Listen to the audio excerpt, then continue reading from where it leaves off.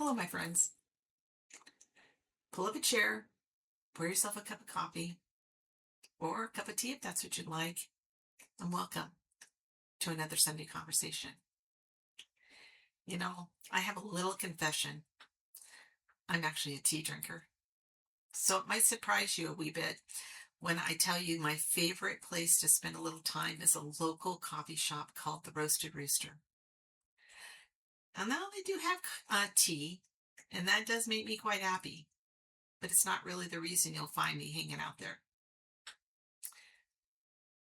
What brings me back is something that does a whole lot for me than what's in my cup. It's how I feel. The first time you walk in, you notice the roosters. They're everywhere. Not just one or two, but enough to realize that somebody made some decisions. Someone spent some time collecting them. Someone thought about the colors. Someone thought about the decorations, the atmosphere, just, how all the vibes, how the place would feel. You can tell that they just didn't happen. It was created. Every time I sit there with my cup of tea, I find my eyes, wandering around the room, and it makes me smile. It reminds me that not every place is memorable, and they're not memorable because they're just too perfect. Places like my little coffee shop became memorable because somebody cared, and that got me to thinking. How many places in our lives have been shaped by someone who simply wanted to make people feel welcome?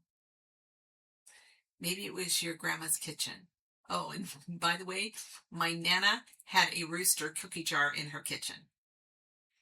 Maybe it was the neighbor's front porch. Maybe it was that classroom where the teacher put up everyone's art, not just the best ones.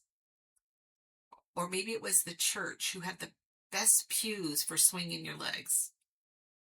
Or that library where you checked out your first book using your very own library card. Or that little coffee shop you had your first fancy cup of coffee at. The places we remember often have one thing in common. Someone intentionally created an environment where people felt comfortable and, yes, welcome.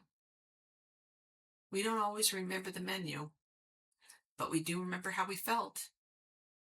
And maybe that'll give us a little food for thought. The world tells us if it's bigger, it's better.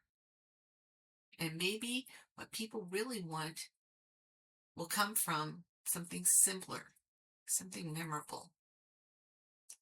A place where people can breathe, where they can find comfort, where they can feel connected. A place where somebody cares enough to make us feel, yes, I'll say it again, welcome. Before I finish, I'd like to leave you with a thought to take with you this week. The places we remember the most are often the places where someone cared enough to create a space where we felt welcome. And now I'd love to hear from you. If today's conversation gave you something to think about this week, then I am grateful we had this time together. And if something from today's conversation resonated with you, would you please share it, in the comments? One of the things I love seeing is what each person takes away from our time together, because often there's a perspective that may be exactly what someone else needed.